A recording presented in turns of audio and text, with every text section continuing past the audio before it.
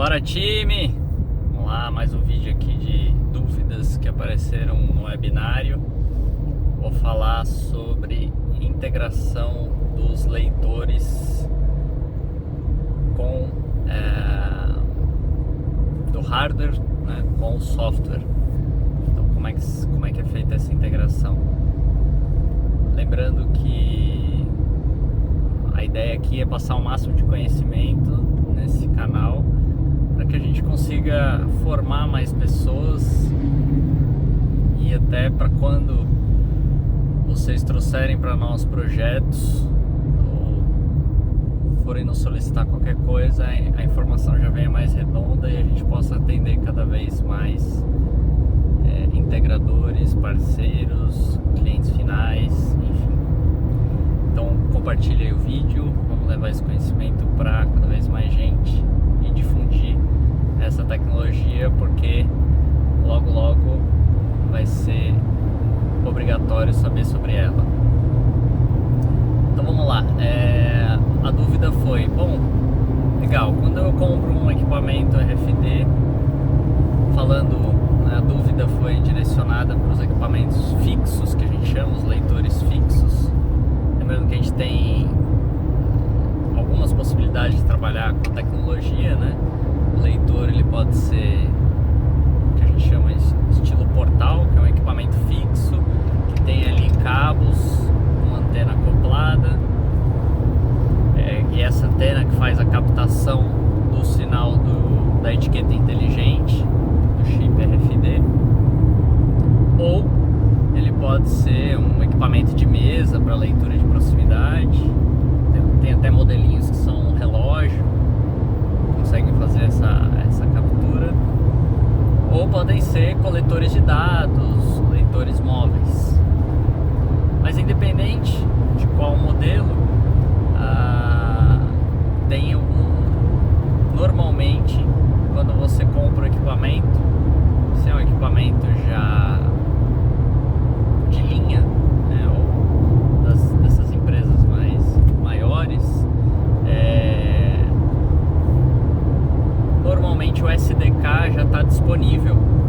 Então, quando você compra o equipamento, o fabricante disponibiliza o que a gente chama de SDK, que é Software Development Kit, kit de desenvolvimento de software. E aí nesse kit vem um manual com todos os comandos que você envia para esse equipamento para que ele te dê as respostas de leitura. Então, comando de iniciar leitura, pausar leitura, comando do tipo de potência que você envia, qual a forma que você tem que enviar o comando para ler antena 1, antena 2. Tem equipamentos aí com até 8 antenas, padrão de mercado, pode ter mais, mas aí precisa de um equipamento que chama multiplexador. Mas o padrãozão do mercado são 4 antenas, ou ele pode ser 1 para 1 direto. Tem alguns equipamentos que emulam teclado, aí realmente você não precisaria do SDK. Quando você conecta ele via Bluetooth ou via USB, qualquer lugar que você colocar o seu cursor e fizer iniciar e passar uma etiqueta próxima, ele já vai aparecer a etiqueta e dar um Enter, como se você tivesse digitado o número daquela etiqueta. É assim que funciona basicamente hoje os leitores de código de barra. A diferença é que o leitor de código de barra, normalmente você tem um gatilho ali, um botão que você aperta, ou quando você tira ele da mesa, ele está sempre com o laser ligado, e a hora que você aponta o laser, ele faz a captura do código de barra e também é como se estivesse digitando ali na tela. Então onde tiver o cursor ele vai funcionar. Com o RFD, normalmente o leitor também fica ligado direto, então você aproximou uma etiqueta ali, ele vai fazer a captura daquilo e digitar ali no cursor. Lembrando que normalmente, por padrão hoje no mercado, a gente usa o protocolo EPC, isso falando de etiquetas UHF, que eu acho que é a tecnologia que é mais interessante de eu difundir o conhecimento aqui, por conta de ser que vai estar mais presente aí no varejo, devido às etiquetas terem um custo mais baixo do que as outras. Ela tem uma memória de 96 bits, então é uma memória pequena, 24 caracteres em hexadecimal, de A até F, de 0 até 9. E então é só um identificador mesmo, ela cria um RG para onde ela está colada. E aí a gente, para quem me acompanha aí, sabe a infinidade de possibilidades que isso abre de controle nas mais diversas áreas. Mas enfim, então normalmente quando você compra esses equipamentos já vem lá o SDK, você tem que estudar esse material. Os fabricantes procuram fazer o SDK o máximo de linguagens possível, mas aí tem os que se empenham um pouco mais e outros que fazem só uma linguagem padrão. Então, como é que você faria se fosse uma linguagem Java? Como é que é se for .NET, se for C++? Então, por padrão, acho que todos têm C e tem C#, né? E no padrão Java. Mas já tem alguns fabricantes que já mandam no padrão Java Mobile, por exemplo. Já tem até um aplicativo modelo para integração com a plataforma Android.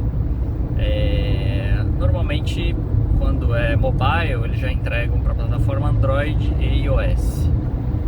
Então, tem que ficar.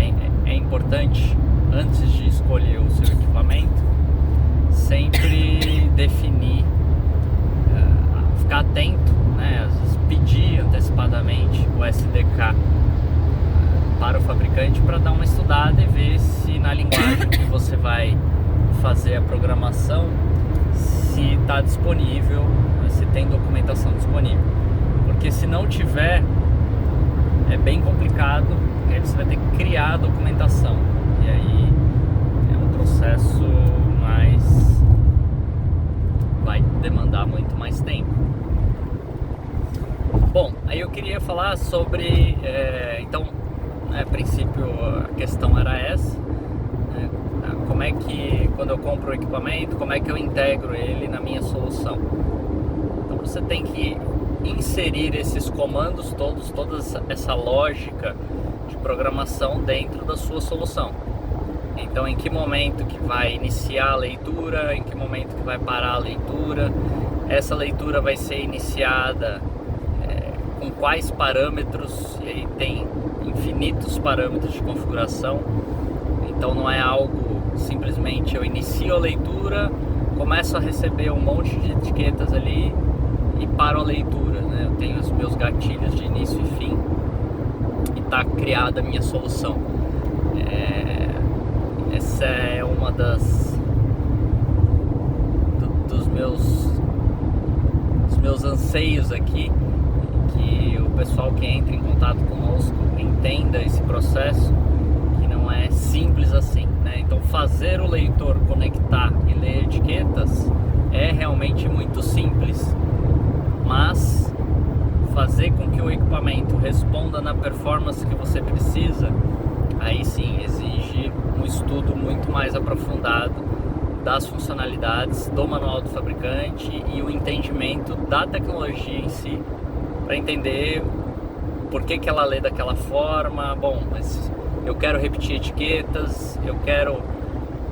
Então existem configurações ali que você lê a etiqueta, a mesma etiqueta várias vezes. Tem configurações que você lê aquela etiqueta e você já prioriza para ler as demais.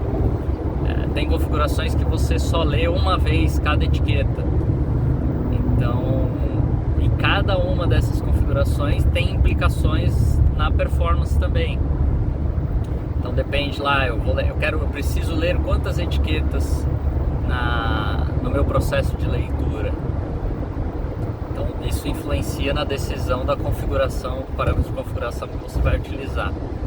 Acaba entrando aqui uma outra dúvida muito frequente, que é, tá bom, e se eu quiser ler só este pallet, por exemplo, só essa caixa, e eu não quero ler as demais, como é que eu faço? Bom, aí já é uma inteligência que entra no seu software. tem como fazer essa inteligência no seu middleware ali.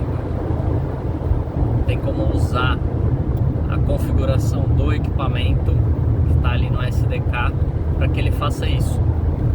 Por quê? Porque o sinal de RF ele atravessa muitos materiais. Um material que bloqueia o sinal de RF é mais o metal mesmo, que aí o metal é mais condutor do que o ar, então ele acaba se propagando no metal ou sendo refletido pelo metal, o que prejudica o processo. Lembrando que para que a gente tenha uma leitura das etiquetas que a gente está falando aqui, que são etiquetas passivas, a gente tem que sempre lembrar na questão de como que é a reflexão do sinal de RF. Então eu costumo fazer uma analogia que você pega a lanterna e aponta para um espelho. Você tem que, para você conseguir fazer a leitura, para você conseguir, né, fazendo a analogia, para que você tenha a leitura, você precisaria apontar a lanterna para o espelho e enxergar a luz retornando, né? O metal é quase como se fosse um absorvedor dessa luz, ou seja, não é um espelho. Ele até reflete, muitas vezes a reflexão do metal nos atrapalha em muitos processos, mas normalmente ele propaga, na verdade, ele cria um curto na antena se você coloca a etiqueta colada direto ali no metal. Então eu perco o retorno do chip. Eu posso até conseguir acordar o chip, mas eu não consigo receber o sinal de volta dele. Então a gente tem muitos desafios em campo, até porque a gente tem um material que a gente desenvolveu, um laminado, com um custo bem acessível para a gente criar túneis de leitura, justamente para, na maioria dos ambientes que você tem no estoque, você faz uma leitura e essa leitura ela lê os itens que estão nas laterais também. Eu não quero fazer a leitura só daquele pallet específico, daqueles objetos que eu estou passando ali especificamente, e aí eu tenho dificultador. Então até essa semana a gente fez um processo em que a gente criou esse túnel, mas não fechamos a parte de cima, deixamos ele com a parte de cima aberta. E aí, por reflexão dentro do túnel do sinal de RF, porque ele está sendo enviado, o sinal está sendo enviado constantemente ali pelo leitor, pelas antenas, ele conseguia pegar etiquetas fora porque passava por cima do portal. E a gente montou um portal de basicamente 3 por 2 metros de altura e mesmo assim ele passava. Quando nós fechamos o teto do portal, aí sim conseguimos o bloqueio que a gente precisava e tivemos sucesso nesse processo.